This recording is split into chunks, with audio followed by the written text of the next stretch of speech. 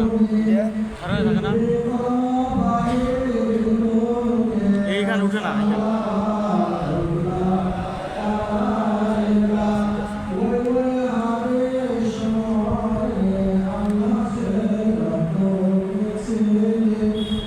বাদে গ্রুপটা দিবা, গ্রুপটা দেখ ভিডিও এমবি নাই তো।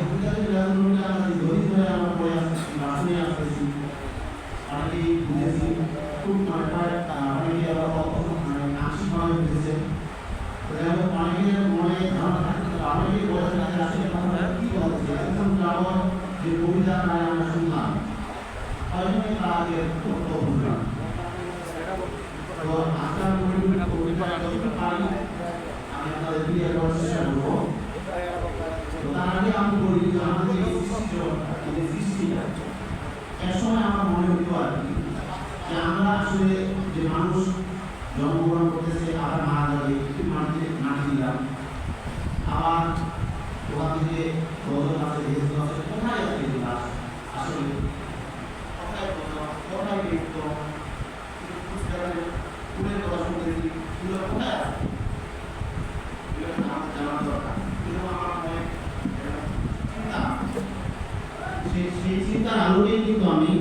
হুজুর ইসলামকে বিভিন্ন রকম প্রশ্ন করতাম আর তখন উনি আমাকে উত্তর দিতেন।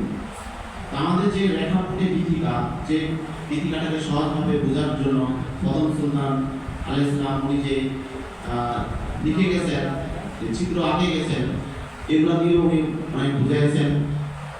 তো সর্বপ্রথম আমি একটু ধারণা দিয়ে দিব সৃষ্টি জগৎটাকে। যেমন আমরা পৃথিবীর ম্যাপ দেখি, বাংলাদেশের ম্যাপ দেখি, বিভিন্ন জমির ম্যাপ দেখি, কোনটা জমি কোন দিকে, বা কোনটা জেলা কোন দিকে, বা কোনটা দেশ কোন দিকে, এরকম যেমন ম্যাপ আছে, এরকম পুরো সৃষ্টি জগৎটার একটা ম্যাপ আছে। এই ম্যাপটা বইয়ে কিন্তু সব ধরনের ডিটেলস দেওয়া আছে, কিন্তু এটা পুরোটাকে সারমর্ম আমি একটা কাপড়ের মধ্যে এঁকেছি, ওইটা আমি বুঝাই দেব ইনশাআল্লাহ। তো এখন আমরা যেখানে আছি, আমরা যে জমিতে বাস করি, যে পৃথিবীতে বাস করি, এর নিচে কিন্তু 7টা জমিন আছে আর উপরে 7টা আসমান আছে। এখন সবচেয়ে যেটা সপ্তমে নিচ থেকে শুরু করি, আমরা একটু এই যে কাপড়টাতে লক্ষ্য করি, এই যে এখানে আছে, এখানে আছে সুবিশাল জলরাশি, সবচেয়ে নিচে শুধু পানি আর পানি। এটা হচ্ছে 7 নম্বরে। এই সপ্তমটা হচ্ছে কি মৎস্যরূপী একটা জমি, মানে মাছের গঠনটা সেরকম হচ্ছে জমি। যেমন পৃথিবীটা বিজ্ঞানীরা বলে আপেলের মতো গোলাকার, কিন্তু বিজ্ঞান ভাষায় হচ্ছে পৃথিবীটা হচ্ছে অর্ধডিম আকৃতি, ডিমের মতো, অর্ধডিমের মতো। তো এই জমিটা হচ্ছে একটা মাছের মতো, ওইটা মাছ প্রাণ আছে। এখানে আমি এঁকেছি, এখানে যেহেতু চিত্র আঁকা যেহেতু নাজায়েজ, ওই জন্য আমি জাস্ট বোঝার জন্য দিয়েছি, কোনো চোখ বা কোনো কিছু দেয় নাই। হ্যাঁ, চিত্র পূর্ণাঙ্গ ছবি হয়ে যাবে, শুধু জাস্ট একটা বোঝার জন্য দিয়েছি। তার উপরে আছে, যেটা 6 নম্বরে আছে, ওটা হচ্ছে গরুরূপী জমি। দেখতে জমিটা গরুর মতো এবং প্রাণও আছে। ওটা 2 দিকে মাথা, একটা মাথা সোজা উপরের দিকে, দুই দিকে, একটা উত্তরে একটা দক্ষিণে, আর শিং 2টা হচ্ছে একটা সোজা উপরের দিকে গাঁথানো উপরের জমিটাতে, আর একটা সমান্তরাল হবে। এর উপরে যেটা আছে 5 নম্বর জমি, তারপরে 4 নম্বর, 3 নম্বর, 2 নম্বর, এবং প্রথম যে জমিটা, এই প্রথম জমিটা হচ্ছে আমাদের 4 ভাগে বিভক্ত। প্রথম যে জমিটা, এইটা হচ্ছে প্রথম জমি। আমরা এখানে আছি, যে চন্দ্র সূর্য, এখানে আমরা আছি, এটা আবার 4 ভাগে বিভক্ত। তো প্রথম ভাগটাতে আমরা আছি, আমাদের নিচে যে ভাগটা, ওইখানে মাঝে জিনেরা, জিন যে জাতিরা আছে, এখান থেকে আসার আবার জায়গা কত আছে নির্দিষ্ট, ওরা পৃথিবী পৃষ্ঠেও আসে, আবার ওদের জায়গাতেও থাকে। তারপরের যেটা তার নিচে, ওখানে আছে ওটা একটা বাচ্চা, জিসমানি বাচ্চা। আমরা মানুষ যখন মারা যায়, আমরা যখন কবর দেই, তখন ওটা আবার স্থানান্তরিত হয়ে যায় তৃতীয় ভাগ, প্রথম জমিনের 3য় ভাগে স্থানান্তরিত হয়ে যায়।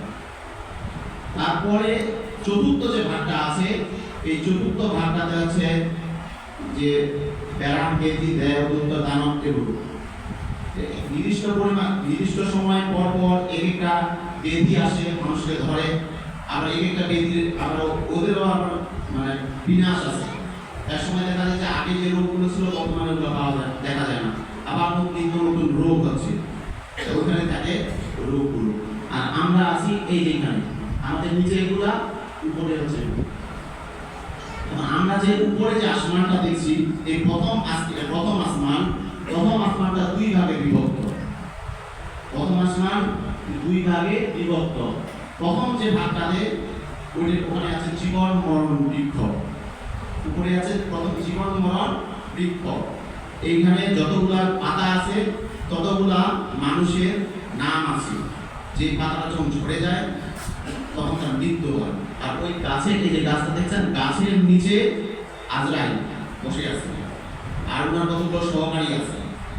যে পাতাটা ঝরে যায়, ওর ওনার সহকারী আমার সামনে নিয়ে আসে, তখন দেখে, তখন ওর জান প্রবেশ করে। একসাথে যদি সারা বিশ্বের মধ্যে 1000 মানুষের পাতা পড়ে, এটি একসাথে 1000 জায়গায় উনি বিকাশ হতে পারবেন, 1000 জায়গায় উপস্থিত থাকতে পারবেন। সেই ক্ষমতা আল্লাহ ওনাকে দিয়েছেন। এই জীবন মরণ বৃত্তের উপরে উপরে হচ্ছে ইল্লিন সিজিন, রুহানি বার্জার যেটাকে বলা হয়, দুইটা ভাগ, একটা ইল্লিন একটা সিজিন। ইল্লিনে হচ্ছে ভালো মানুষের রূহগুলা জমানো থাকে ওখানে, আর সিজিনে হচ্ছে খারাপ মানুষের রূহগুলা জমানো থাকে। মানুষ যখন মৃত্যুবরণ করে তখন ওখানে নিয়ে যায়, জমা দেয়। আর ওই ফেরেশতা কেরামুল কাতিব ফেরেশতা, ওদের কাজই হচ্ছে ওগুলো যে এই যে দুই কাঁধে দুইটা ফেরেশতা আছে, ওরা যে নেকি আর পাপ লিখতেছে ওই খাতাপত্র ওখানে জমা দেয়।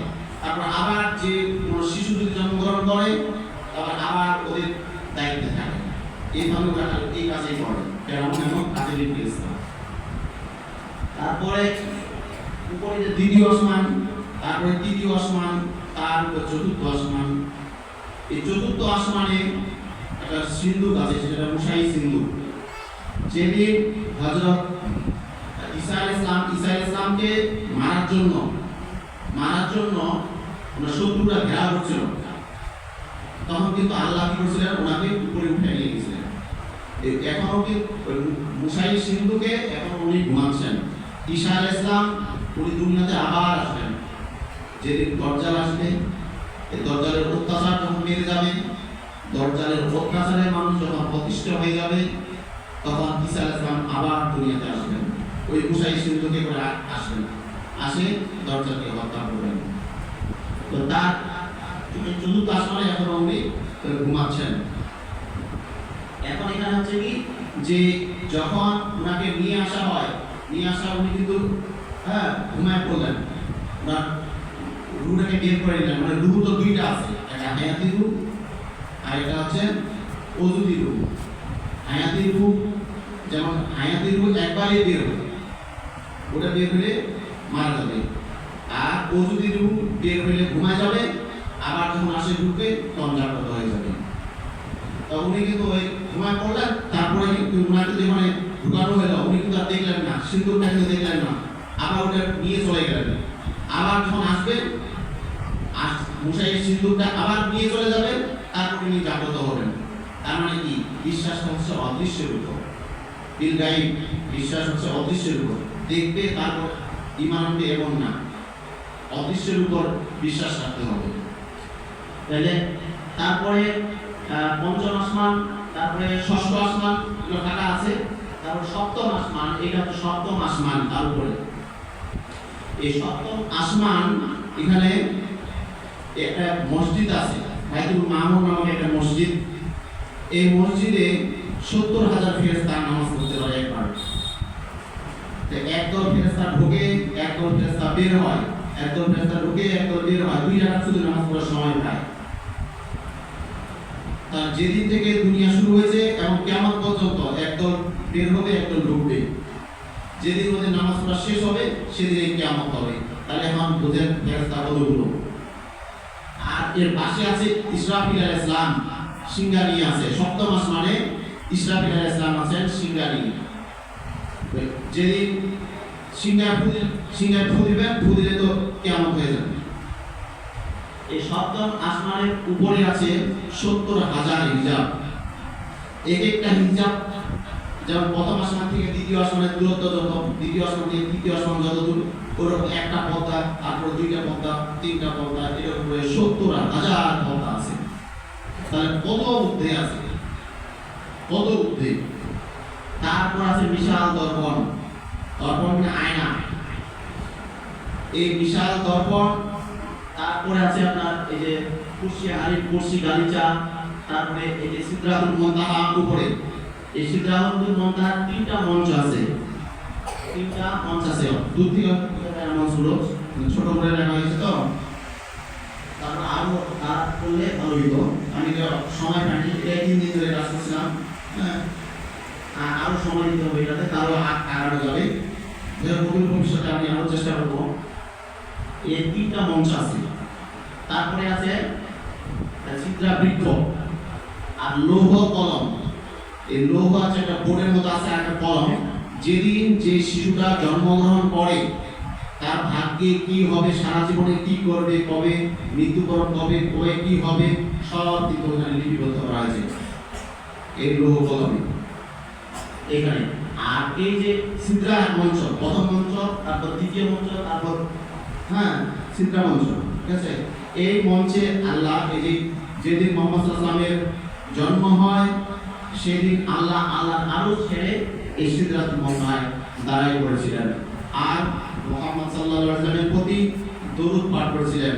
ইয়া নবী সালাম আলাইকা, ইয়া রাসূল সালাম আলাইকা, ইয়া হাবিব সালাম আলাইকা, সালাওয়াতুল্লাহ আলাইকা। এই শিক্ষা মঞ্চের উপরে হচ্ছে আল্লাহর হারিম। আর এই যে আছে, এই যে আমরা যে বিজ্ঞানীরা যে চন্দ্র, সূর্য, গ্রহ, নক্ষত্র অনেক কিছুই যে গ্রহ নক্ষত্রের ব্যাখ্যা দিচ্ছে, সব কিন্তু এইটুকুর মধ্যেই, এর বাইরে বিশেষ বিজ্ঞান রহিত। শুধু হালকা বায়ু পর্যন্ত যেতে পারবে বিজ্ঞান, তার উপরে বিশেষ বিজ্ঞানও রহিত। এইটুকুর মধ্যেই সবকিছু, এদিকেও রহিত, এদিকেও রহিত। তাহলে কত কি আছে উপরে? এই যে হারিমগুলা দেখতেছেন, এই এখান থেকে উপরে 7 আসমান থেকে 7 জমিন, এগুলা এই হারিমের তুলনায় হচ্ছে জ্যামিতি বিন্দু। মানে এরকম অসংখ্য হাজার হাজার কোটি কোটি এই হারিমের মধ্যে ঢুকে যাবে। এই হারিমগুলা কিন্তু অনেক বড়। এই হারিমগুলা যদি বড় করে দেখানো যায় তো জায়গায় হবে না, জাস্ট এটা বোঝার জন্য শুধু দিয়েছি ছোট করে, কিন্তু বাস্তবে এটা পুরোটাই এরকম হাজার হাজার লক্ষ লক্ষ এই হারিমের মধ্যে ঢুকে যাবে। তাহলে হারিমগুলো কত বড়! এই জন্য এই যে বিভিন্ন রকেট পাঠাচ্ছে, বিভিন্ন পাঠাচ্ছে, অমুক করে পাঠাচ্ছে বিজ্ঞানীরা, কত স্পিডে যাচ্ছে, কত বছর লাগতেছে, কতদিন লাগতেছে। কিন্তু আর যখন মুহাম্মদ সাল্লাল্লাহু আলাইহি ওয়াসাল্লামকে মিরাজে নিয়ে যায়, তখন এগুলো সব ভেদ করে 7 আসমান ভেদ করে একবারে নিয়ে চলে গেছে। তাহলে কত দূর! তাহলে যে মিরাজে দেখেছিলাম, যে বোরাকটাতে গিয়েছিল, প্রথম সুলতান আসলাম ব্যাখ্যা দিয়েছিলেন যেটা আলোর গতির থেকে কয়েকশো গুণ বেশি। কত স্পিডে গিয়েছিল! আর আরেকটা বর্ণনা উনি দিয়েছেন যে বোরাকটা 30 সীমা, মানে একবারে এই বোরাকটা গাধা থেকে, খচ্চর থেকে একটু বড়, গাধা থেকে ছোট, এরকম একটা বোরাক ছিল। ওইটার উপর চলে যাচ্ছিলেন মুহাম্মদ সাল্লাল্লাহু আলাইহি ওয়াসাল্লাম মিরাজে। এর প্রতি 1 লাখ দিলে, মানে যতদূর দেখতে পাইতেন, আমরা যখন আকাশটা দেখতে পাচ্ছি, উপরে আসমানটা দেখতে পাচ্ছি, এই যতদূর দেখতে পাইব 1 লাখে ততদূর যাইব, এত স্পিডে গেছিল। কত দূরত্ব অতিক্রম করেছিল। তারপরে এই যে এখানে আছে, এখানে এটা একটা পুরোটাই কিন্তু আকারি, এটা যদি গোলাকার আকারে কিন্তু অনেক বড় হইতো। একে লম্বা আকারে দিয়েছিল 3টা ভাগ আছে, প্রত্যেকটা হাড়িতে 3টা ভাগ। এইটা আছে সৃজনী, তো পিরিয়ডের চিত্র ওষুধ হচ্ছে। এখানে আবার একটা আছে কাইমিয়া, এই অতীতটা এখানে এইটুকু, এই কাইমিয়াটা আল্লাহ তুলে নিলেন। আর এই যখন ইসরাফিল একদম সিংহায় ফুটিলেন, তখন এই যে নিম্ন সৃষ্টি, এটাকে বলে নিম্ন সৃষ্টি আর উচ্চ সৃষ্টি, এই পুরোটাই ধ্বংস হয়ে গেল। এই যে এটা না, এটা এই যে মাছটা লম্ব দিয়ে উপর, এর উপর যা আছে সব চুরমার হয়ে যাবে, চুরমার হয়ে যাবে। আর এখানে এই কাইমিয়াটা আল্লাহ তুলে নিলেন, আর ওইখানে হবে কিয়ামত মাঠ। এই কিয়ামত মাঠে বিচার হবে, বিচার হয়ে তারপর এই যে রাস্তাটা দেখছেন, এই রাস্তাটা দিয়ে আসলে ব্যক্তি যাবে। এটা কিন্তু এই দিকে আসলে এই পাশ দিয়ে গেলে সুবিধা হতো, দিকটা ঠিক হতো। এই দিকে হচ্ছে উত্তর ধরে নেবেন, আর এখান থেকে উত্তর দিকে আসতে হবে, আসে ঠিক এইখানে হচ্ছে ফুলসিরাতের পুল। এই ফুলসিরাতের পুল, আর এই ফুলসিরাতের পুলের নিচে হচ্ছে দোজখ। ফুলসিরাতের পুলটার নিচে দোজখ, পার হইতে হবে, পার না হলে দোজখে পড়ে যাবে। আর এই ফুলসিরাতের পুলটা এক একজনের কাছে এক এক রকম মনে হবে। এটা চুলের থেকেও ধারালো, চিকন, কিন্তু যারা আমল যেমন তার কাছে তেমন মনে হবে। কারো কাছে পাকা রাস্তার মতো মনে হবে, কেউ মনে হয় তড়িৎ গতিতে পার হবে, কেউ অশ্বগতিতে পার হবে, কেউ খুব কষ্টে ফুলসিরাত পার হবে। তো এখন এটা আর হইতেই হবে, আর এখানে হচ্ছে কি আরাফ, আরাফ নামে একটা জায়গা আছে। আরাফ হচ্ছে কি যাদের পাপ এবং পুণ্য দুইটাই সমান হবে। পাপ আর পুণ্য মিজানে যে দাঁড়িপাল্লায় যে ইয়া করবে, এখানে কিন্তু প্রথমে বিচার হবে, বিচার হওয়ার পরে তারপর শেষ করার পরে তারপর পুণ্যের দিকে আসতে হবে। আস্তে আস্তে যাদের পাপ আর পুণ্য সমান হবে তারা কিন্তু এখানে আমরা করে দেবে আরাফে। আরাফ মানে কি এদিকে কিন্তু জান্নাত, এটা পার হয়ে এই জান্নাতে যাইতে হবে। এখন এইটা এখানে আরাফে কিন্তু তারা আটকে যাবে, মানে ওই দিক থেকে দশকেরও ঝালা আসবে, আসে আবার কখনো ভস্য করে দেবে, আবার বেহেশতের সুশীতল হাওয়া আসে আবার তাকে সুস্থ করে দেবে, ভালো করে দেবে। এইভাবেই চলবে, যতদিন হওয়ার ততদিন হবে, যতদিন চলা ততদিন চলবে। তারপর যদি তার ইমানের বাড়াতে তারপর আবার ওখান থেকে মুক্তি পায়, আবার জান্নাতে যাবে।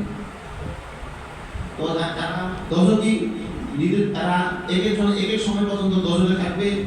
দশকে তারপর যদি ইমান থাকে তাহলে ইমানের বিনিময়ে আবার জান্নাতে যাবে। যদি ইমান না থাকে তাহলে অনন্তকাল দশকে ঘুরতে হবে।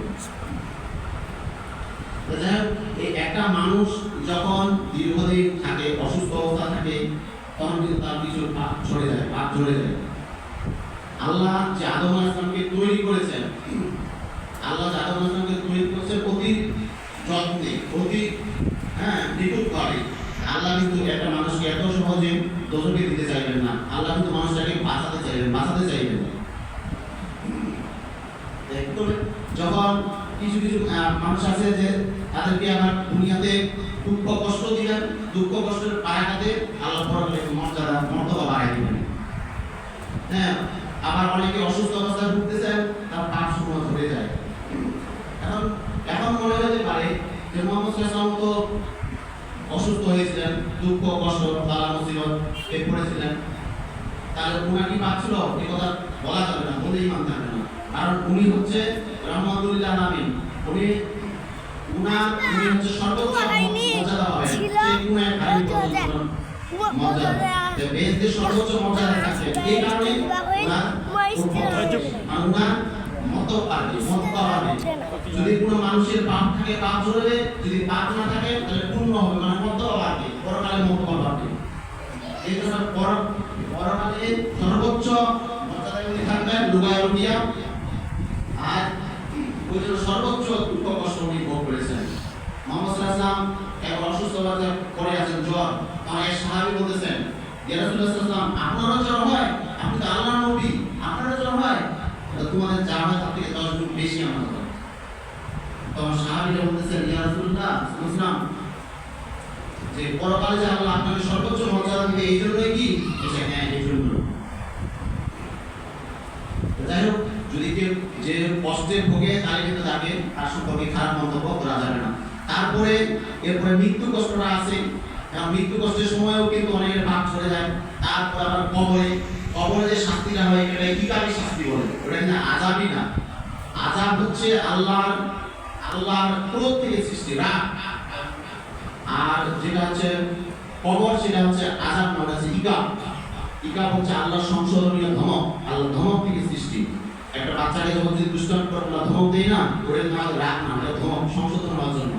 আচ্ছা, মানুষ যখন রেগে যায়, রাগে মাথা অনেক কিছু করে ফেলে না, মায়ের তো ওটা আল্লাহর রাগ থেকে দজক সৃষ্টি।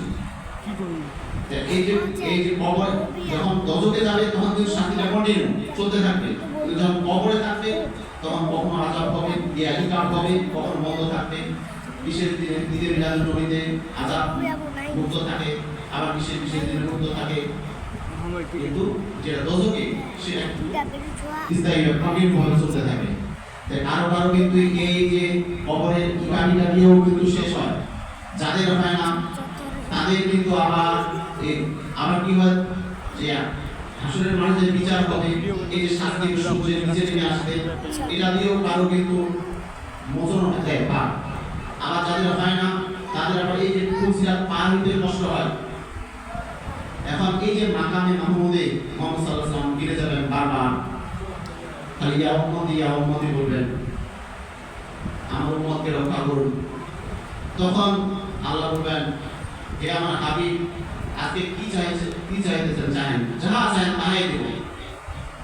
উনি বললেন যে আমার উম্মতকে ক্ষমা করুন, যতক্ষণ পর্যন্ত আমার একটা উম্মত দোজখে থাকবে আমি কিন্তু মস্তক উত্তোলন করবো না। উনি যে আমাদের জন্য এত কিছুই করবেন, সেই মহান জনের যে ঈদে মিলাদুন নবী আমরা পালন করতেছিলাম, যে মানুষটা আমাদের জন্য সব কিছুই মনে করেন উজাড় করে দিয়েছেন। আর তার জন্মদিন নিয়ে মানুষের বিভিন্ন মতবাদ, বিভিন্ন রকম কথাবার্তা। তারপর ওখান থেকে যখন বলবেন যে ঠিক আছে এভাবে মাপ করতে করতে যদি একটু শেষ পর্যায়ে নিয়ে আসবেন, যে যাদের মনে করেন সরিষা পরিমাণও ইমান আছে তাদেরকেও মাপ করাই নেবেন, সরিষা থেকে বহুল কম যাদের ইমান আছে তাদেরকেও মাপ করাই নেবেন। তারপরে এক পর্যায়ে আল্লাহ বলবেন কি যে ঠিক আছে আমার হকে যেগুলো আছে সব আমি মাফ করে দিলাম। মানে নামাজ ঠিক মতো পড়ছেন, অপকর্ম করছেন, ঠিক মতো করতে পারেনি, ভুল হয়েছে অনেক কিছু, সব ক্ষমা করে দিলাম। এখন এমন বলবে যে তোমরা বান্দার হকগুলো মাপ নিয়ে জানাতে যাবে। তখন এই পুলসিরাতে এইখানে আসে, যে পুলসিরাতে এইখানে আসে কিন্তু আটকায়। কারণ আপনি কারো টাকা মারি খেয়েছেন, আপনি কাউকে কষ্ট দিচ্ছেন, আপনি কাউকে আঘাত দিচ্ছেন, সে ক্ষমা করে নাই, ওইখানে ওটা আসে আটকাই দেবে। ওইখানে ক্ষমা না করলে ওইখানে তার পার হওয়া যাবে না, তখন ওখানে ক্ষমা দিতে হবে। তখন ওখানে আর কি ক্ষমা, তখন কি হবে, কারো যদি ঋণ থাকে তাহলে ওইখান থেকে ওই নেকিগুলা দিয়ে দিবে, ওইগুলা দিয়ে শোধ করতে হবে। কারণ নেকি দৃশ্যের এভাবে দিতে দিতে দিতে নেকিও শেষ হয়ে যায়, তখন কি হবে, তখন এর পাপগুলো চলে আসবে ওর কাছে। তখন যদি কারো আছে যে ওটা দিয়েও আর শোধ হয় না, তখন ফেরেশতারা বলবে কি যে আল্লাহ ঈমানটা আছে, আমার ঈমানটা দিয়ে দেন। না, ঈমান হবে না। ঈমান এটা এত ওজন, এটার কোনো কিছুর বিনিময়ে এটা হয় না, ঈমান দেওয়া যাবে। তারপরও এমন কতগুলো বান্দা আছে, এমন কতগুলো মানুষ আছে যারা আছে আল্লাহর মনে লাগা, দিলে লাগা, তারা ওইখানে যায় কিন্তু আর ওই দাবিটার কারণে কিন্তু আর পার হতে পারতেছে না, কিন্তু মনে লাগা, দিলে লাগা একটা কাজ করছে, ভালো কাজ করছে।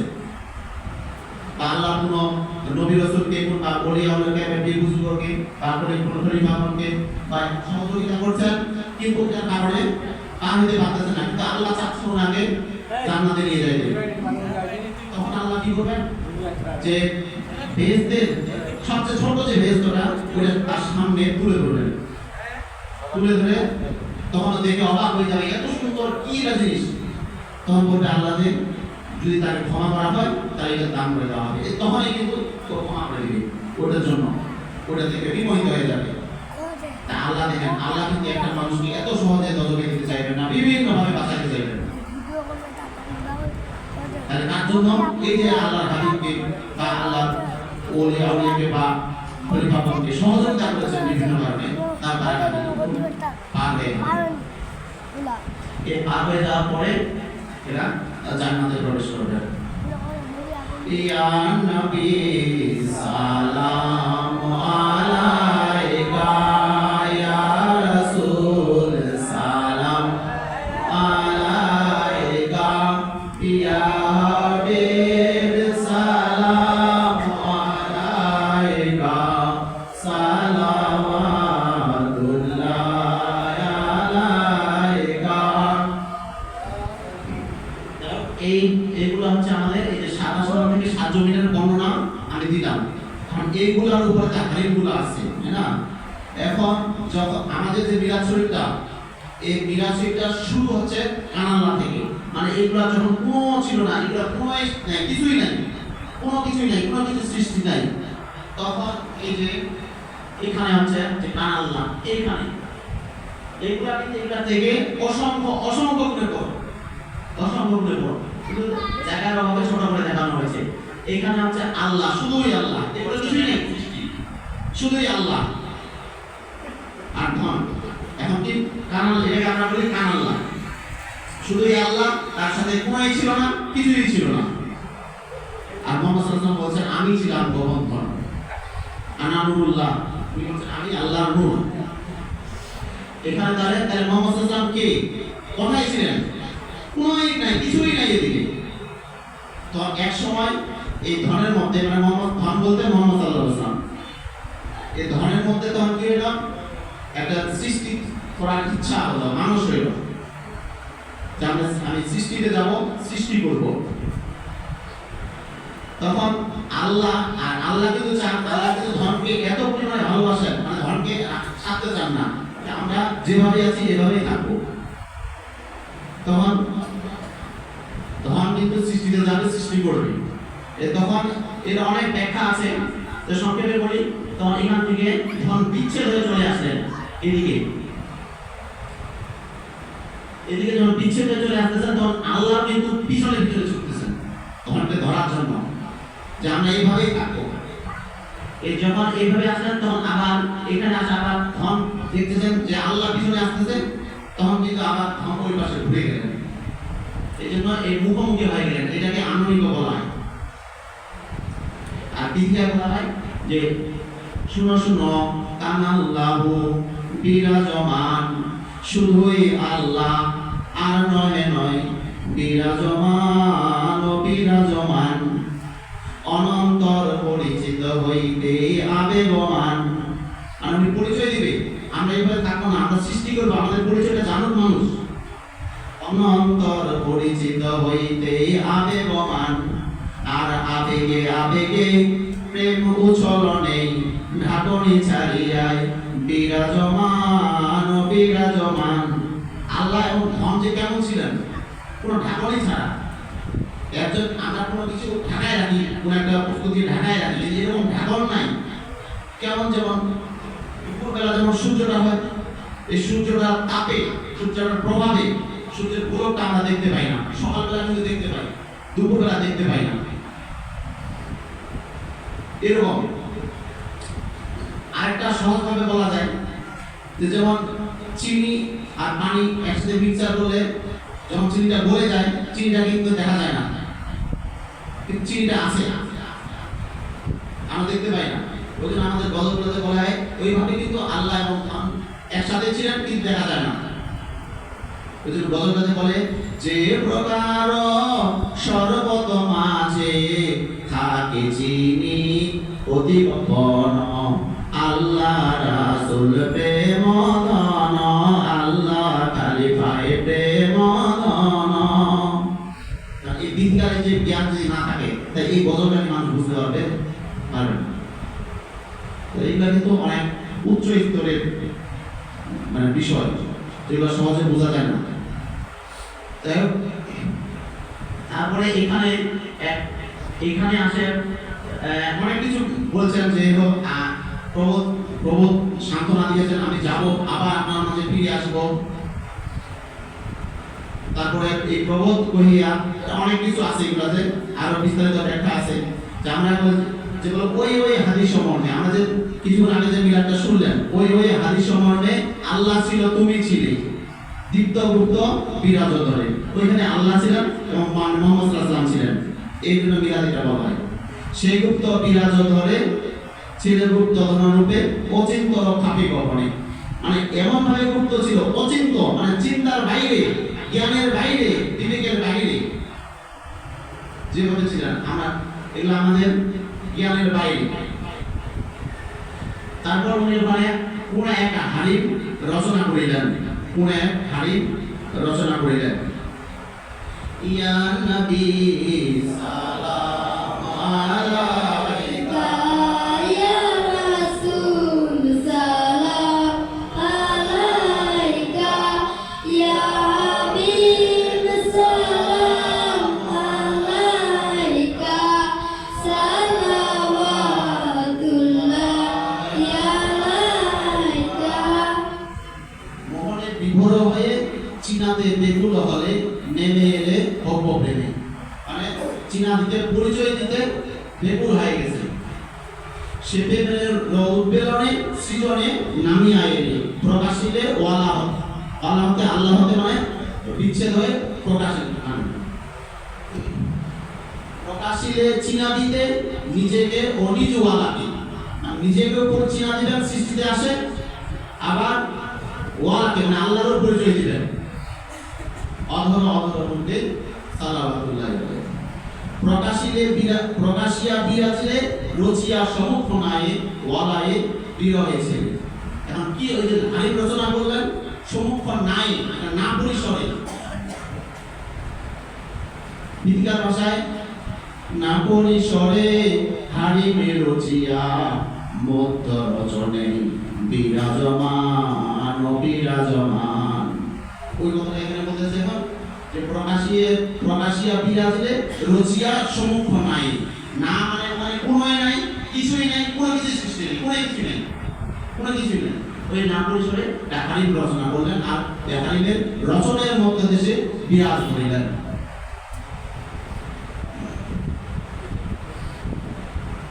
ইয়া নবী সালাম আলাইকা ইয়া রাসূল সালাম আলাইকা ইয়া হাবিব সালাম আলাইকা সালাওয়াতুল্লাহ আলাইকা। কিছুক্ষণ আগে শুনলাম যে মনুষ্যের পাকড়াইলা হাসাইলে কাদাইলে নব নব হেসে হেসে প্রবোধন কয়ে কয়ে। এই হাসাইলে কাদাইলে কি কে হাসাইলো কি কাদাইলো? এটা হচ্ছে ওই যে আল্লাহ থেকে ধন মানে মোহাম্মদ সাল্লাল্লাহু বিচ্ছেদ হয়ে আসতেছে, তখন আল্লাহর মন ভাঙে গেল, আল্লাহ কাঁদতেছেন। তখন যখন আবার বললেন মোহাম্মদ সাল্লাল্লাহু আলাইহি ওয়াসাল্লাম আমি তো আবার ফিরে আসবো, আপনার পরিচয় দিব, আবার পরিচয় দিব, তখন আচ্ছা কি তখন আল্লাহ ভাবতেছে আমারও তো পরিচয় দিবে, আমাকেও মানুষ জানবে চিনবে, তখন আবার হাসি দেয়। যেহেতু আবার বিচ্ছেদ হয়ে আসতেছেন ওই জন্য কষ্ট কান্না, আবার যেহেতু আল্লাহরই পরিচয় দিবেন ওই জন্য হাসি।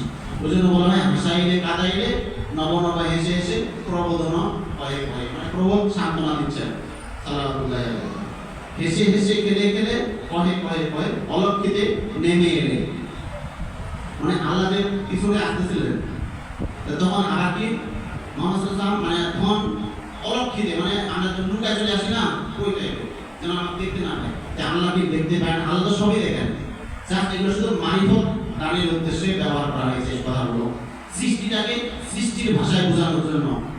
একজন মানুষ যদি চীন দেশের একজন মানুষ এখানে আসে, ওর ভাষা তো আমরা বুঝবো না, বুঝবো কি বুঝবো না, তা আমাকে বোঝাতে গেলে আমাদের বাংলা ভাষায় বোঝাতে হবে, তাহলে বুঝবো। ওই দিকে হচ্ছে অসৃষ্টি, অসৃষ্টির ভাষা কিন্তু আমরা বুঝবো না, আমাদের বোঝাতে গেলে সৃষ্টির ভাষা বোঝাইতে হবে। এই জন্য এই যে এগুলো শুধু মারিফাত দানের উদ্দেশ্যে, তো অলক্ষিতে নেমে এলে মানে আল্লাহকে দেখেন, আল্লাহ সবই দেখেন। তারপরও বামে বামে নেমে এলে ওই যে আল্লাহ সামনে আছেন, হ্যাঁ আল্লাহ যে সামনে আছেন, এখন যদি এভাবে চলে আসে আল্লাহ পিছনে পড়ে যাবে, পিছনে পড়ে যাবে, তখন উনি কি আল্লাহ সামনে আছেন, উনি তখন এই বাম পাশ দিয়ে আসতেছেন, বাম পাশ দিয়ে এইভাবে আসতেছেন, মানে পিছন উল্টের নাই। ওই জন্য হয় বাম পাশ দিয়ে, তারপর বামে বামে ওই দিকে আসতেছেন, এই বামে বামে আসতেছেন, বামে বামে।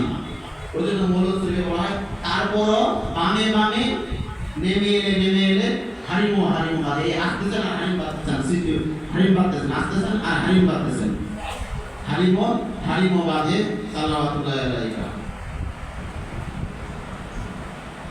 ইয়া নবী সালাম আলাইকা ইয়া রাসূল সালাম আলাইকা ইয়া হাবিব সালাম আলাইকা সালাওয়াতুল্লাহ আলাইকা। প্রথম একটা হারিম বাঁধার পরে তখন আবার মনস্থ করলাম যে আমি আরো 7টা হারিম বাঁধবো। প্রথম একটা বাদে প্রথম একটা আর এদিকে 7টা মনস্থ করলেন যে আমি আরো 7টা, মানুষ মনে করে না যে আমি আরো 7টা ঘর বানাবো, 7টা রুম বানাবো, এরকম পরিকল্পনা করে না, তো ওইরকম উনি একদম পরিকল্পনা করে নিলেন। ওইটাকে বলা হয় সাজন। ওইখানে সাজন, এদিকে আরো 7টা আর যেটাতে আছেন ওইটা দিয়ে 8টা। ওই জন্য এখানে বলা হয়েছে যে নেমে এলে পরিশেষে সপ্তম সাজন সাজে অষ্টম হারিম বাদে। তাহলে সপ্তম আরো 7টা নিলেন আর 7টার আগের একটা 8টা দিয়ে ওই জন্য অষ্টম হারিম বাদে সাল্লাল্লাহু আলাইহি। ইয়া নবী সালাম আলাইকা ইয়া রাসূল সালাম আলাইকা ইয়া হাবিব সালাম সালাওয়াতুল্লাহি আলাইকা। তারপরে যে অষ্টম হারিমে আসে, এই অষ্টম হারিম, এটা মানে এটা হচ্ছে অষ্টম হারিম। এই অষ্টম হারিমে এসে ধনকে এই যে ওইখানে কিন্তু যত নবী রাসূলের হাকিকাত বিরাজ হয়েছিল অষ্টম হারিম। ওইখানে যে হাসির প্রভাব, হাসির মানে ধনের হাসির মানে ফোয়ারা, এটা দিয়ে কিন্তু নবী রাসূলগণ হাকিকাতে বিরাজ হয়েছিলেন। এখানে আরো অনেক ব্যাখ্যা আছে, আমাদের সময় সংকীর্ণ, যার কারণে আমরা যে নির্ধারিত সময় মিলাদ আরম্ভ করতে পারিনি আমাদের বন্ধনের কারণে। তো যাই হোক, অদূর ভবিষ্যতে যদি সুযোগ হয় আরো বিস্তারিত কিছু একটা বলার, বিস্তারিত যতদূর পারি বলার চেষ্টা করবো। এই অষ্টম হারিমে আসে কিন্তু নবী রাসূলের হাকিকাতে বিরাজ করেছিলেন। আর ওইখানে কিন্তু মুহাম্মদ সাল্লাল্লাহু আলাইহি ওয়াসাল্লামকে চুম্বন করেছিলেন। আর ওই চুম্বনের বারাকাতে নবী রাসূলগণ একবারে সৃষ্টিতে এরা নিষ্পাপ, নবী রাসূলগণের কোনো পাপ নাই। যদিও আপাত দৃষ্টিতে কারো কিছু মনে হয় যে এটা কেমন ওগুলা আল্লাহ থেকে আদম আলাইহিস সালাম বন্ধন খাইছিলেন, আল্লাহ নিষেধ করেছিলেন। এটাকে যদি কেউ ভুল বলে আদম আলাইহিস সালামের, তাহলে সে তার ঈমান থাকবে না। নবী রাসূলের কোনো পাপ নেই। যাই হোক, তারপরে এই 8টা হারিমকে আসালি হারিম বলা হয়। তারপরে দিকে 13টা হারিম হচ্ছে জিল্লি হারিম, 12টা, তারপরে 13টা হচ্ছে জিল্লি হারিম। আর প্রত্যেকটা হারিমের 3টা ভাগ। আর এইখান থেকে শুরু করে ওই পর্যন্ত যেটা পুরোটা আছে জান্নাত জমিন। আর সর্বশেষে যেটা হারিম আছে, এটা এইখানে 3টা ভাগ। একটা হচ্ছে সৃজনী রব, তদকিরি রব, আর জিল্লি ওযুদ হচ্ছে সিফাত। সৃজনী রব এখানে এই যে ধন আসতেছিলেন, তখন এখানে নূরে মুহাম্মদী রূপ ধারণ করলেন। এখানে তারপরে আদম আলাইহিস সালামকে সৃষ্টি করলেন। আদম আলাইহিস সালাম উনি কি করলেন, এই নূরে মুহাম্মদী আদম আলাইহিস সালামের মধ্যে বিরাজ করলেন।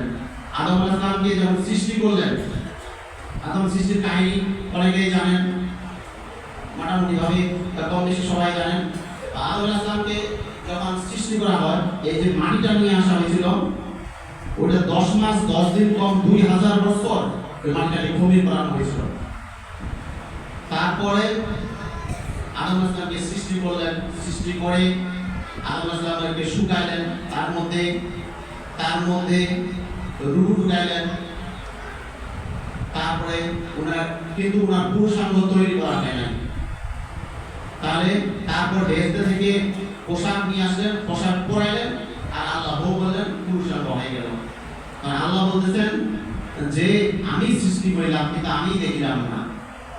আল্লাহ বলছেন আমি সৃষ্টি করলাম কিন্তু আমি দেখলাম না। আল্লাহ আবার কি না দেখে? আল্লাহ তো সবই দেখে। তাহলে এই কথাটা নিয়ে উনি বোঝাচ্ছেন যে একটা মানুষের ইজ্জতের গুরুত্ব, ওই জন্য কাউকে বেইজ্জতি করতে হয় না। বুঝলেন? এরকম আছে যে কেউ যদি কুফরির কাজ করে থাকে, প্রয়োজনে তাকে হত্যা করে ফেলো, কিন্তু তাকে বিবস্ত্র করিও না। আদম আলাইহিস সালামকে সৃষ্টি করে আদম আলাইহিস সালামকে বেহেশতের মধ্যে রাখলেন। যখন উনি একাকী বোধ করছিলেন, তখন আল্লাহ বুঝতে পারলেন তার সঙ্গীর প্রয়োজন। আর ওনাকে যখন বানানো হয়, তখন এই মাটিটাকে 2 ভাগ করা হয়েছিল। এক ভাগ রেখে দিয়েছিলেন, আর এক ভাগ দিয়ে আদম আলাইহিস সালামকে বানাইছিলেন। যখন আদম আলাইহিস সালাম বেহেশতের মধ্যে থাকলেন, একাকী বোধ করছিলেন, তখন আবার কি করলেন?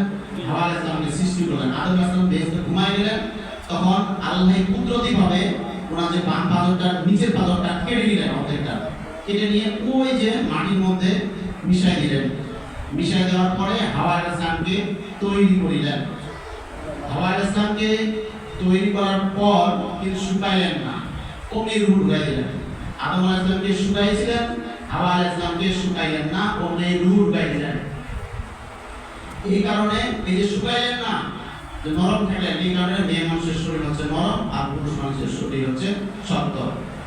অগ্নি রূহ ঢুকাই দেওয়ার পরে হাওয়া আলাইহিস সালামকে যখন বেহেশতের মধ্যে রাখলেন, তখন কিন্তু এই আদম আলাইহিস সালাম ঘুম ভাঙে যখন জাগ্রত হইলেন, তখন অপরূপ একজন সুন্দর মানুষ দেখে তো উনি বিমোহিত হয়ে গেলেন আর ওনাকে ধরার জন্য আগাইলেন। তখন বেহেশতের মধ্যে একটা না না না না একটা আওয়াজ চলে আসলো। তার মানে এখনো বিবাহ বন্ধন হয়নি। তারপরে ফেরেশতাদের মাধ্যমে জিবরাইল ফেরেশতা আসলেন, তারপরে বিবাহ বন্ধন করে দিলেন, তারপরে বেহেশতের মধ্যে রাখলেন। রাখার পরে যে আল্লাহ বললেন যে তোমরা সব কিছু খাবার যা কিছু যেখানে খুশি সেখানে যাওয়া, কিন্তু বন্ধন গাছ ওখানে যাওয়া নিষেধ করেছিলেন। তারপরে কাহিনী তো মোটামুটি জানেনি, আদম আলাইহিস সালাম যার প্রথমে হাওয়া আলাইহিস সালাম ওই শয়তানের প্ররোচনায় পড়ে বন্ধন খাইলেন, নিয়ে আসেন এখানে। তখন কি করলেন, এই যে তারপরে ওনাকে নামাই দিলেন, কাহিনী জানো কম বেশি সবাই।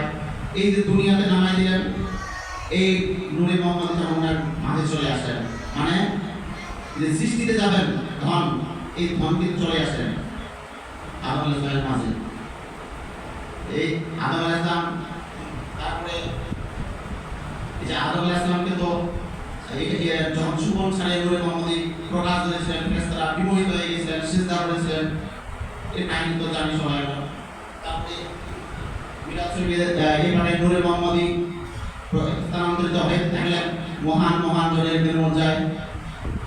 ইয়া নবী সালামু আলাইকা, ইয়া রাসূল সালামু আলাইকা, ইয়া হাবিব সালামু আলাইকা,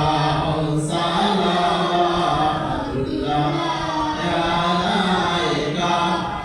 এসে হবে প্রভা দশে, হবে দশানি প্রভা, নামিলে আদাম পিঠে আদাম মেরুর মাঝে। এই তোমার আদাম আলাইহিস সালামের মেরুর মধ্যে থাকলেন, আদাম পেশানি মাঝে জবে তুমি চমকিলে ফেরেশতা সাজদায় গিয়ে।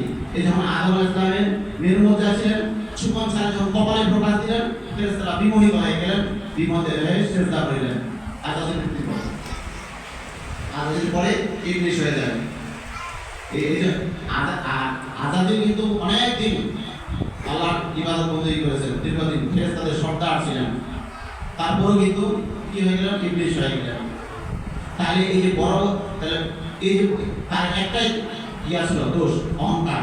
কেউ বলছে আমি আদমকে সৃষ্টি করিলাম, আমরা আদম আলাইহিস সালামকে বানাইলাম, আর আদম মাটির তৈরি, আমি আগুনের তৈরি। এই অহংকার আসলো, এই অহংকারের কারণে কিন্তু সে ধ্বংস হইল।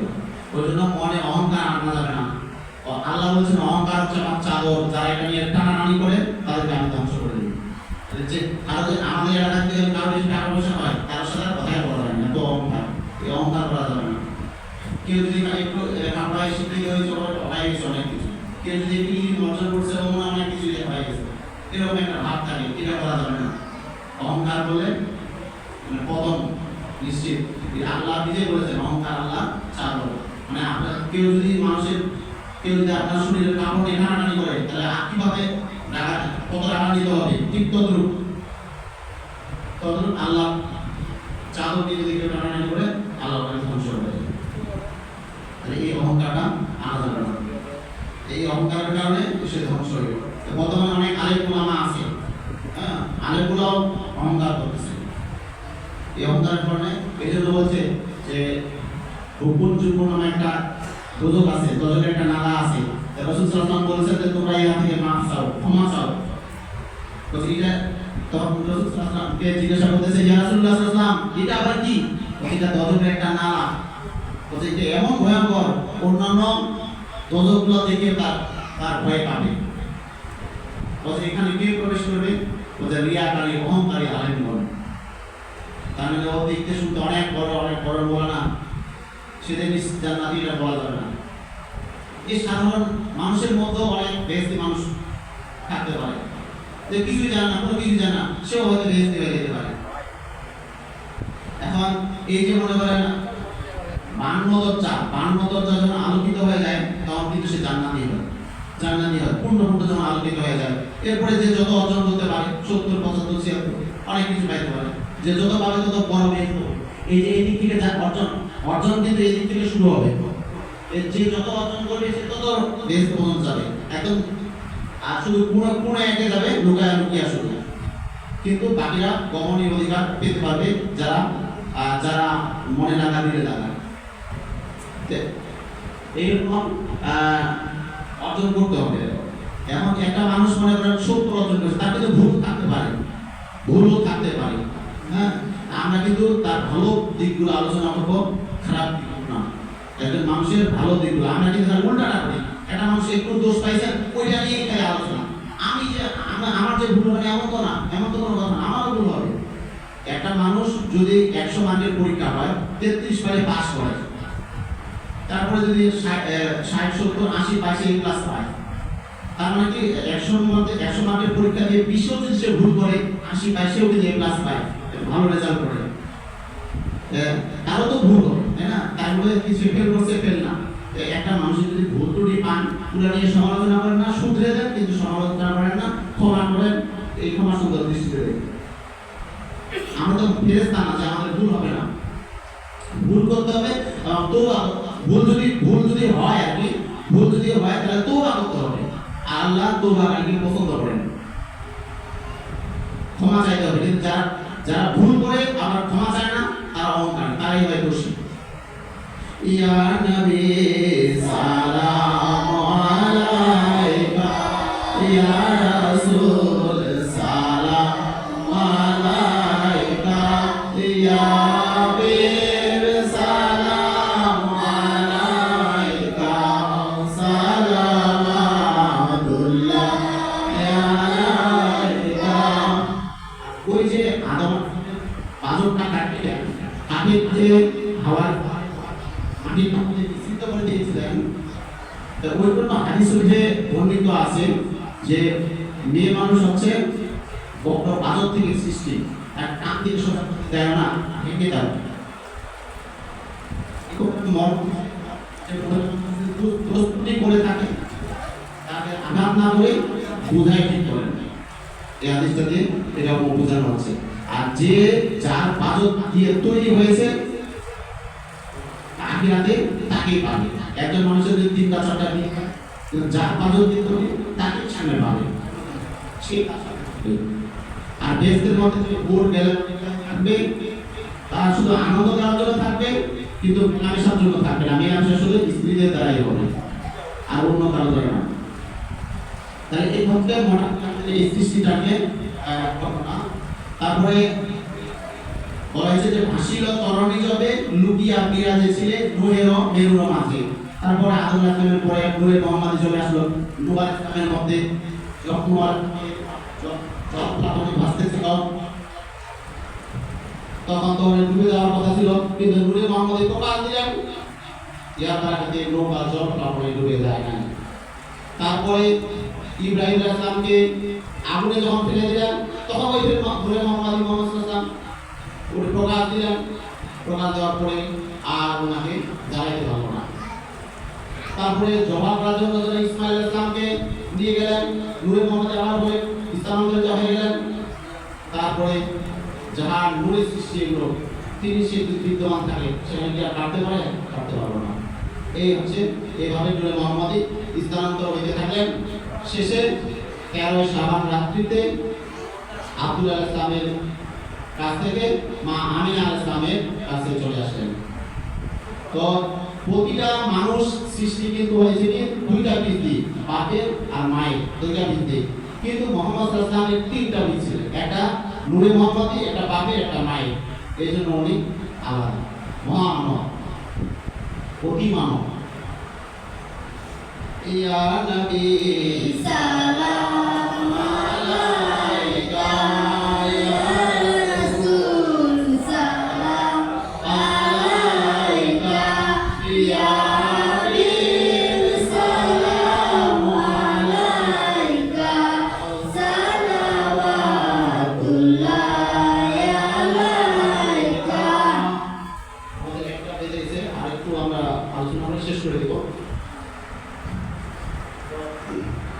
যাই হোক। তারপরে মুহাম্মদ সাল্লাল্লাহু আলাইহি ওয়াসাল্লাম, এখন আমরা আজকে যে ঈদে মিলাদুন্নবী পাঠ করতেছি, এই যে পালন করতেছি, এটা নিয়ে বিভিন্ন মানুষের বিভিন্ন মতবাদ। যারা লামা জাতি তারা এটাকে বিশ্বাসই করে না, তারা কোনো মিলাদই করে না, কোনো কিছুই না। বাবা মা মারা গেলেও মিলাদ করে না। বিভিন্ন দল বের হয়েছে বর্তমানে, যারা এটাকে বিদআত বলতেছে। এখন বিদআত বলতে পারি যে এটা রাসূল সাল্লাল্লাহু আলাইহি ওয়াসাল্লাম করেন না। আবার আরেকটা যুক্তি দিচ্ছে এই দিনে মুহাম্মদ সাল্লাল্লাহু আলাইহি ওয়াসাল্লাম জন্মগ্রহণ করেছেন, আর এই দিনেই উনি তো ওফাত হয়েছেন, দুনিয়া থেকে বিদায় নিয়েছেন। তাই এটা কেন বলতেছেন? এরকম প্রশ্ন ওরা করতেছে। তাই এটা তো দুঃখের হওয়ার কথা। কিন্তু তাদের পক্ষে যারা এটা বলে তাদের ইমানের দুর্বল আছে, তারা মোহাম্মদ ইসলামকে চিনতে পারেনি। মোহাম্মদ ইসলাম হচ্ছে, আমরা যে বলতেছি আমাদের যুক্তি হচ্ছে মোহাম্মদ ইসলাম হচ্ছে হায়াতুল নবী। হায়াতুল নবী মানে হচ্ছে যার জন্ম আছে কিন্তু মৃত্যু নাই। মোহাম্মদ ইসলাম আমাদের বিশ্বাস, আমাদের আকীদা হচ্ছে ওই এক জায়গা থেকে আরেক জায়গায় স্থানান্তরিত হয়েছেন। এখন এর যুক্তি কি, তার দলিল কি? দলিল হচ্ছে যে মোহাম্মদ ইসলাম যখন অবাক হওয়ার পরে, যে সাধারণ কোনো মানুষ যদি অবাক হয় তাহলে তার স্ত্রীগণ অন্য জায়গায় বিয়ে করতে পারেন, এটা কিন্তু জায়েজ আছে ইসলামে। কিন্তু মোহাম্মদ ইসলামের স্ত্রীগণকে কেউ বিয়ে করতে পারবে না, নিষেধ। তার মানে এটা কি বোঝায়? উনি আছেন। তারপরে কেউ যদি মারা যায় তাহলে তাদের সম্পদগুলো তার ছেলে মেয়ে ইত্যাদিরা অংশীদার হয়, তাদের কাছে তারা অংশীদার হয়, তারা অংশ পায়। কিন্তু মোহাম্মদ ইসলামের অকালের পর না অংশীদার কেউ ছিল, কেউ আপনার সম্পদ সন্তানরা পায়নি। তার মানে উনি আছেন। এরকম অনেক অসংখ্য উদাহরণ আছে। এবং যারা বলতেছে এটা মোহাম্মদ ইসলাম করে নাই, তাদের সম্পর্ক আমাদের এখানে দলিল দেওয়া আছে। উনারের সাহাবীরা করেছেন। আমরা যে মিরাজের পাঠ করতেছি উনি করেন না, কারণ আমরা নবী সালাম আলাইকা এই যে পাঠ করতেছি, তার মানে নবীর উপর সালাম শান্তি বসিত, সালাম মানে শান্তি। আমি কি নিজেকে সালাম দিব, আমি আপনাকে সালাম দিব। এখন সাহাবীরা করেছেন কিনা? যে ইবনে আব্বাস, আব্দুল্লাহ ইবনে আব্বাস আলাইহিস সালাম, উনি এই ঘরের মধ্যে মিরাজুল পাঠ করতেছেন আর মানে মোহাম্মদ ইসলামের জন্ম বৃত্তান্ত শোনাচ্ছেন, আর ওই পাশে রাসূল সাল্লাল্লাহু আলাইহি হেঁটে যাচ্ছেন। তখন দেখে বলছেন কি হচ্ছে এখানে? বলছেন এই রাসূল সাল্লাল্লাহু আপনার গুণাগান হচ্ছে, মিরাজ শরীফ হচ্ছে, তো তোমাদেরকে জান্নাতে সাফাত করা আমার জন্য ওয়াজিব হয়ে গেল। তাহলে কি কারণ হয় নাই? এটা কি তারা দেখতে পায় না? এটা অসংখ্য অবরণ এটা নেই। তাহলে কি যে জিনিসটাতে যেদিন মানে যেমন সূরা ফাতিহা আছে, সূরা ফাতিহারও কিন্তু মর্ম অনেক আছে, যেটা ওই নাজিল হয় ওই নির্দিষ্ট যেমন কাছিল এমন গুরুত্ব। তো এইটার ঈদে মিলাদুন নবীর যে এত গুরুত্ব, এখন এটা সাধারণ যখন দেখতেছে যে এটা আমার ব্যক্তিগত বলতেছি, আমি যুক্তি দিচ্ছি আর কি, মানে যে সাধারণ এত কিছু এটা পায় যাচ্ছে, তাই কি এটার জন্য সাধারণ বেশি করা এইখান থেকে কীভাবে পরামর্শ করা যায়। তো যাই হোক, যেভাবে বলুক আমরা দৃঢ় থাকবেন, ঈদের মিলাদুন নবী যেভাবে পালন করছেন এর মতবাদে এর আগে অনেকবার করানো হয়েছে, হাকিকাতের মিলাদুন নবীতে আরও আছে, দেখে নেবেন। হ্যাঁ, আর যে যাই বলুক, আর আরও কোনো যদি প্রশ্ন থেকে থাকে বলবেন। হয়তো বিভিন্ন রকম প্রশ্ন বলতেছে দিয়ে কিন্তু বর্তমানে ইউটিউবে ফেসবুকে বিভিন্ন রকম কিন্তু বিভিন্ন আলেম বিভিন্ন রকম কথাবার্তা বলতেছে, এটা মনে হচ্ছে আমার ঠিকই তো বলতেছে, এরকম ভাব চলে আসতেছে মানুষের মধ্যে। যদি কোনো প্রশ্ন থেকে থাকে প্রশ্ন করবেন, আমাকে জিজ্ঞাসা করবেন, আমি তাহলে উত্তর দিব, না হয় আমি জবাব করে দিব, না হলে হুজুর আছে হুজুরের কাছ থেকে জবাব কাটবি। কারণ সবাই কিন্তু যাতায়াত করতে পারে না বা সময় পান না, বিভিন্ন কাজে ব্যস্ত থাকে, প্রয়োজন হলে আমি ওখান থেকে উত্তরটা এনে দিব, কিন্তু বলবেন না হলে কিন্তু পরবর্তী হয়ে যাওয়ার আশঙ্কা থাকে। এই জন্য প্রশ্নটা শুধু মনের মধ্যে রাখেন না, যে কোনো প্রশ্ন হোক শুনলে বলবেন, প্রশ্ন করবেন। ইয়া নবী সালাম আলাইকা ইয়া রাসূল, সালাম আলাইকা ইয়া হাবিব, সালাম আলাইকা সালাওয়াতুল্লাহি আলাইকা। ইমকানে সুরাত ধরে নেমে এলে ধীরে ধীরে আমিনার গর্ভধারে, সালাওয়াতুল্লাহি আলাইকা। উদিল ইসলাম রবি আমিনার কুল উজলি, মুহাম্মদ নাম ধরে, সালাওয়াতুল্লাহি আলাইকা ইয়া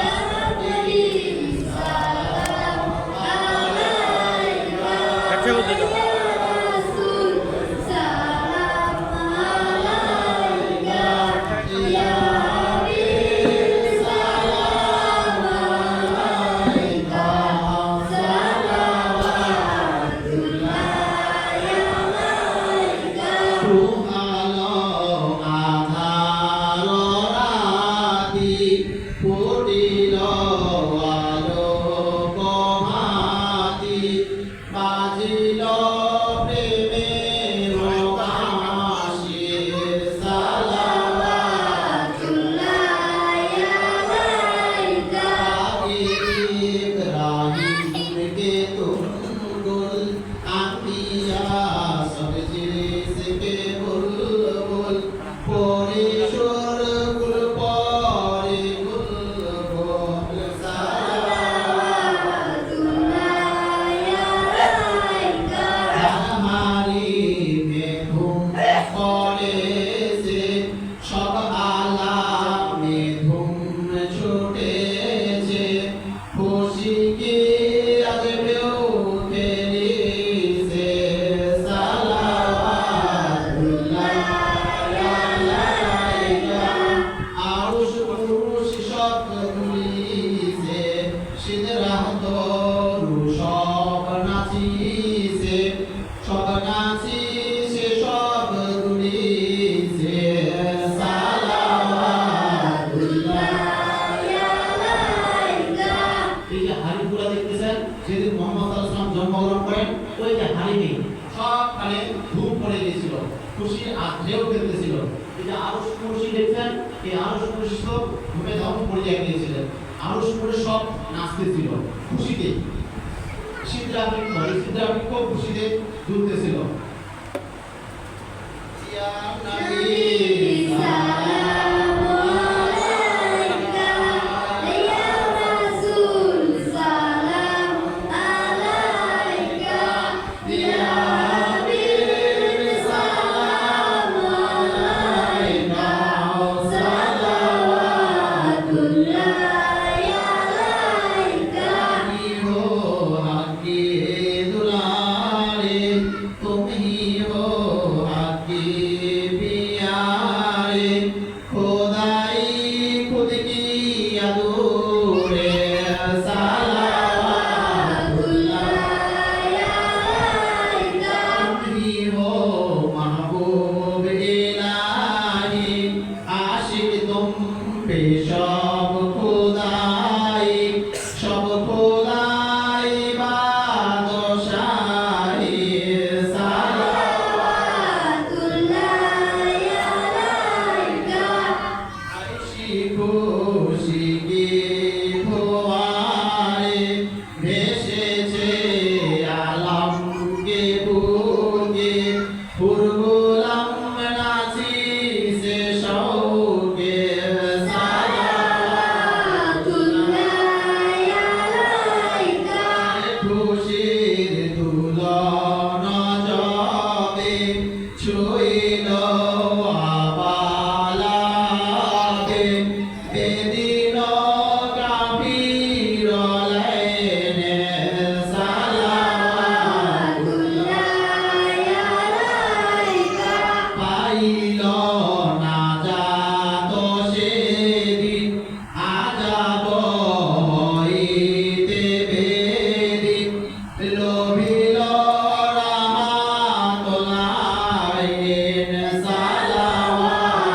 সালাওয়াতুল্লাহি আলাইকা যেদিন মোহাম্মদ সাল্লাল্লাহু আলাইহি ওয়াসাল্লাম জন্মগ্রহণ করেন সেদিন আবু লাহাবের একটা দাসী ছিল তো দাসী আসে খবর দিলেন যে আপনার ভাতিজা হয়েছে তখন উনি খুশি হয়ে এই আঙ্গুলের ইশারায় বললেন আজকে তোমাকে নাজাত করে দিলাম উনি জীবনে আর কোনো ভালো কাজ করে নাই আর ওইটাই করেছে আর সারা জীবন উপরে কাজ করে গেছে কাফের কিন্তু এই ঈদের মিলাদুন নবীতে উনার আযাব লঘু না হয় আর উনি কি করেন এই ওই আঙ্গুলটা চুষেন আর স্বাদ গ্রহণ করেন স্বাদ পান তাহলে একজন কাফেরও যদি এই দিনটা ফজিলতে রক্ষা পায় তাহলে সাধারণ মানুষ আর কথা কি বলবে তাহলে সাধারণ মানুষ এই যে যারা ঈদের মিলাদুন নবীতে বিভিন্নভাবে সহযোগিতা করছেন কেউ পরিশ্রম দিয়ে কেউ অর্থ সম্পদ দিয়ে যা টাকা পয়সা দিচ্ছে তারা বেশি টাকা পয়সা দিয়ে তাদের মনে কেউ পরিশ্রম দিয়ে কেউ মনে করেন কাজ বিভিন্ন রকম কাজ করেছেন লেখালেখির কাজ বা কেউ হিসাব নিকাশের কাজ বিভিন্ন রকম যে যার যেমন অভিজ্ঞতা সবাইকে একই কাজে কিন্তু সব কাজে কিন্তু একজন এক্সপার্ট না, বিভিন্ন কাজ করেছেন, বিভিন্ন ভাবে করেছেন, এই যে করেছেন এটা কিন্তু নিশ্চিত নামাজ রোজা এগুলো যদি আল্লাহ ইচ্ছা হলে কবুল করতেও পারেন, আল্লাহ নাও করতে পারেন, কিন্তু রাসূল সাল্লাল্লাহু আলাইহি ওয়াসাল্লামের প্রতি যে মিলাদ বা দরুদ শরীফ পাঠ করেন সেটা আল্লাহ ফেরত দেন না, ফেরত দিতে সরান না। তাহলে এটা মনে দিবেন, যেভাবে করে আসতেছেন করবেন, ইনশাআল্লাহ ইহার বারাকাতে আল্লাহ ক্ষমা করবেন। ইয়া নবী সালাম আলাইকা, ইয়া রাসূল সালাম আলাইকা, ইয়া নবী সালাম আলাইকা, সালাওয়াতুল্লাহি আলাইকা। ওই সেদিন ইবাজিরা আদারের রাত সে মাঝিয়া, কে বুঝে উসকি হकीकत, সালাওয়াতুল্লাহি আলাইকা। আদারের রাত থেকেও এই দিনটা মর্যাদা বহুমুখী। এই যে সবে কদর, সবে বরাত যা কিছু আছে, মনে করেন ঈদুল ফিতর, ঈদুল আযহা, মুহাম্মদ সাল্লাল্লাহু আলাইহি ওয়াসাল্লাম যদি না আসতেন তাহলে এগুলো কোথায় পাইতাম আমরা? কোথায় পাইতাম? তাহলে এই দিনটা বড় না এই যে ঈদুল আযহা আর ঈদুল ফিতর বড়? অবশ্যই এটা বড়। এখন বড় করার এত বড় হওয়ার পরে আল্লাহ এটা তাহলে ফরজ বললেন না কেন? একটা কথা আছে, ফরজ কেন বললেন না? এখন ফরজ যদি আল্লাহ এটা করতেন, আপনার মানুষ যদি পালন না করতো, বেঈমান হয়ে যেত। এটা ফরজ করলেন না, এটা বান্দার প্রতি একটা রহমত বলা হয়, এই জন্য ফরজ করলেন না। ইয়া নবী সালাম আলাইকা, ইয়া রাসূল সালাম আলাইকা, ইয়া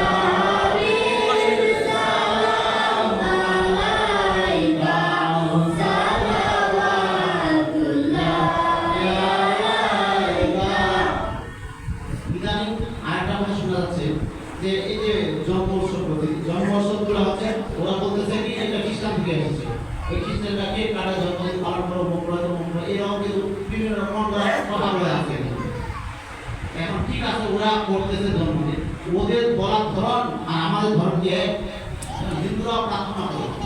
আমরা যখন প্রার্থনা করি, আমরা যখন প্রার্থনা করি, হিন্দুরাও হাতে জমাই প্রার্থনা, তো ওদের প্রার্থনার ধরন আর আমাদের প্রার্থনার ধরন দিয়ে খ্রিস্টানরা জন্মদিন পালন করে, ওদেরটাকে আর আমাদের ধর্ম কি এক, আমাদেরটা ভিন্ন কিনা?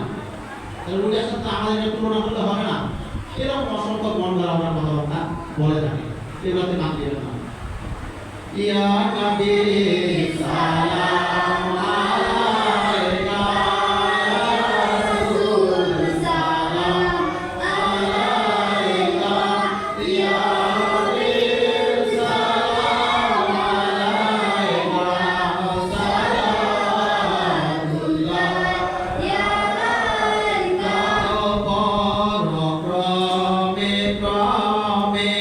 চলিলে পালিত হয়, ওই রূপে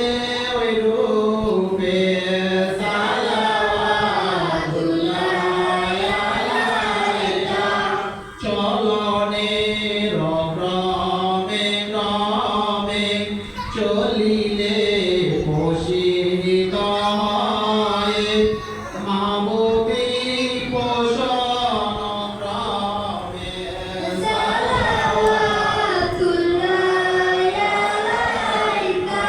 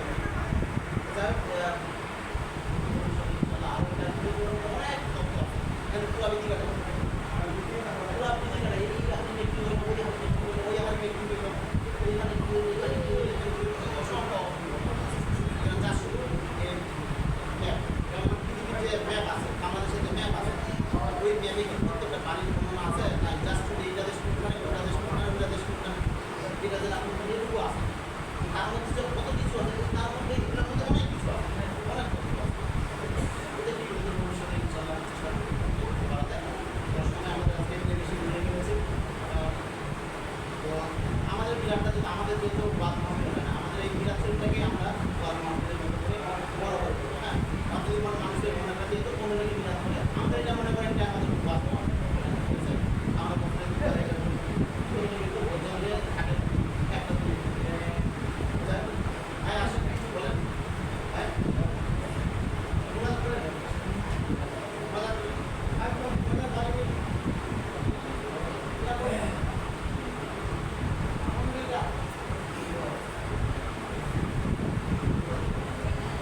তো এখন মোনাজাত হবে। আপনারা যারা বাইরে আছেন সবাই হাত তুলেন, মোনাজাত করুন।